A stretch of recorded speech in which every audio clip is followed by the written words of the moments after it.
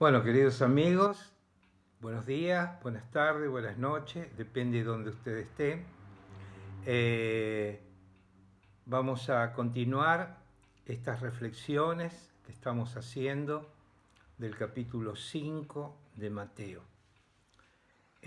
Habíamos hablado la semana anterior sobre el monte de las bienaventuranzas. Este capítulo 5 de Mateo nos enseña justamente todo lo que el Señor Jesucristo enseñó en ese monte. Porque Él realizó un discipulado a sus discípulos y queremos aprender todo de Él, porque nosotros somos discípulos del Señor Jesucristo también. Hoy vamos a ver un tema un poco raro, porque Mateo 5, versículo 4, nos dice una cosa muy importante. Dice así: bienaventurados los que lloran, pues ellos serán consolados. Esto es lo que dice este versículo. Y acá podemos ver qué es llorar. ¿Qué es llorar? Es un fenómeno muy complejo. Es una reacción, es un estado emocional. ¿Qué te lleva a llorar? Te puede llevar una alegría, pero te puede llevar a llorar una emoción, una depresión, un dolor, una necesidad. Los chicos lloran, pequeños, porque tienen hambre y quieren que su mamá los alimente. Lloran. ¿Y cómo lloran? ¿Vieron un chico llorar, un bebé, cuando quiere la teta de la mamá? Fíjense en cómo llora. Con todo lloran. También vimos a deportistas llorar cuando no pudieron ganar.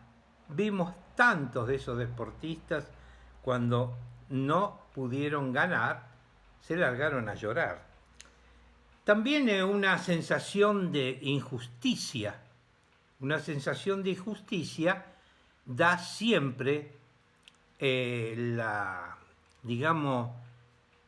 ganas de llorar. Cuando uno está injusto, cuando uno recibió una injusticia, lo que nosotros consideramos una injusticia.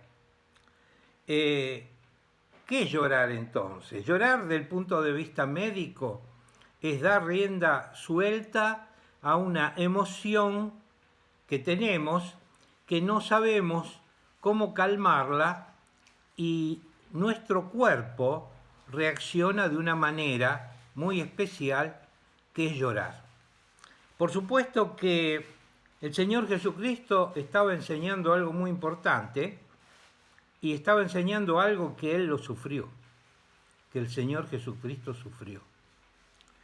Nosotros podemos encontrar tantísimos ejemplos del Señor Jesucristo.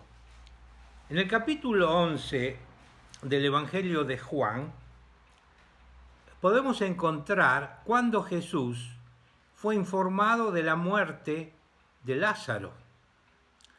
Y él esperó varios días, después se encontró con las hermanas de Lázaro, y las hermanas de Lázaro lo empezaron a retar al Señor Jesús. ¿Por qué no viniste antes? ¿Por qué no viniste antes? No hubiera muerto. ¿Recuerdan de esa sección de la Biblia, ¿no? Que está en el capítulo 11 del Evangelio de Juan. ¿Y qué pasó con Jesús? Lloró. Jesús lloró. También podemos ver que en el capítulo 19, en el versículo 41 de Lucas, hay otro ejemplo que Jesús nos da cuando Él fue rechazado. Fue lo que sería el Domingo de Ramos, como nosotros lo podemos interpretar. Cuando Él llegó a Jerusalén y lo rechazaron. Las autoridades de Jerusalén rechazaron al Mesías, a Jesús. ¿Qué hizo él? Miró Jerusalén y lloró sobre Jerusalén. Está bien explicado en el capítulo 19 de Lucas. También tenemos otro ejemplo, un ejemplo indirecto. En el libro de Hebreos, en el capítulo 5, en el versículo 7, dice así. Esto es muy interesante porque está hablando de un tema que el Espíritu Santo ha revelado a la persona que escribió el libro de Hebreos, que no sabemos quién es, pero podemos decir que fue Pablo, no lo sabemos. Sabemos que fue el Espíritu Santo. Y entonces, en el libro de Hebreos dice, capítulo 5, versículo 7, dice, Cristo en los días de su carne, habiendo ofrecido oraciones y súplicas con gran clamor y lágrimas al que podía liberarle de la muerte, fue oído a causa de su temor reverente. ¿Qué está explicando acá? Acá está explicando en el momento que Jesús estaba por ser crucificado, o sea, la noche anterior, estaba en el huerto allí, cuando es que le pide a los discípulos que oren por él, él mismo dijo, el espíritu está dispuesto, pero la carne es débil, ¿recuerdan? Y termina toda esa situación cuando Jesús dice, Señor, hablando al Padre Celeste, no se haga mi voluntad, sino la tua voluntad. Jesús en ese momento tenía un conflicto muy grande. No es que Jesús tenía miedo de morir. Una persona que puede resucitar no puede tener miedo de morir, ¿no? ¿Cuál era el conflicto que tenía Jesús esa noche terrible de su sufrimiento, de su agonía? Cuando dice la palabra de Dios que su sudor eran como gotas de sangre. Él estaba en agonía ahí, porque estaba cargando todos nuestros pecados. Estaba ahí en agonía. Él sabía que iba a ser abandonado por el Padre, cosa que nunca había sucedido y que nunca más sucederá. Pero en la cruz del Calvario, el Hijo, Dios el Hijo, el Señor Jesucristo, fue abandonado por su Padre. Por eso Él gritó, Padre, ¿por qué me has abandonado? Porque fue abandonado porque el Padre Celeste no podía tener contacto con Él, porque Él estaba cargando todos nuestros pecados. El Señor Jesucristo en la cruz del Calvario estaba solo. Los salmos lo confirman eso. Cuadrilla de malignos eran en su alrededor.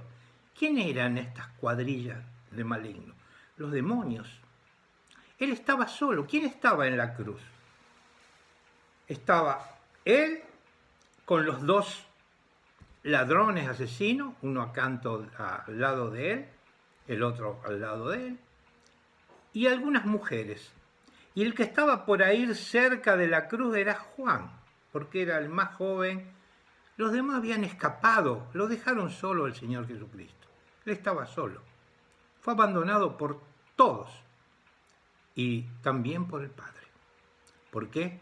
Porque Él estaba cargando todos nuestros pecados y murió en la cruz del Calvario por todos nosotros.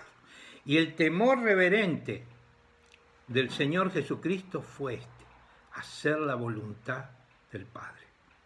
Él también tiene una voluntad, el Señor Jesucristo, pero su voluntad es hacer la voluntad del Padre. Quiere decir que lloró el Señor Jesucristo, con lágrimas, no por miedo, sino para enfrentar una situación terrible. Él tuvo que pagar nuestro pecado. Él totalmente inocente pagó todos nuestros pecados. ¿Y por qué el Señor Jesucristo enseñaba estas cosas a sus discípulos? Porque nosotros íbamos a tener que llorar también.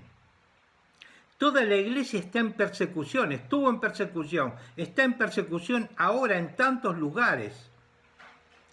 Y tantos hermanos nuestros están llorando. Y la promesa del Señor Jesucristo, ¿cuál es? Para los que lloran, recibirán consolación. Y esa es una cierta verdad, porque la palabra de Dios dice que el que nos va a consolar es el mismo Dios. Fíjense en su Biblia que dice Apocalipsis 21:4, dice así: enjugará Dios toda lágrima de los ojos de ellos. Cuando dice ellos, de los creyentes, de todos los creyentes en Cristo. No podemos decir creyente, creyente puede ser creyente en cualquier cosa. Los creyentes en Cristo. Enjugará Dios todas las lágrimas de los ojos de ellos. Y ya no habrá muerte, ni habrá más llanto, ni clamor, ni dolor. Extraordinario la consolación que nos da el Señor. Bueno, que el Señor los bendiga y que tengan una hermosa semana.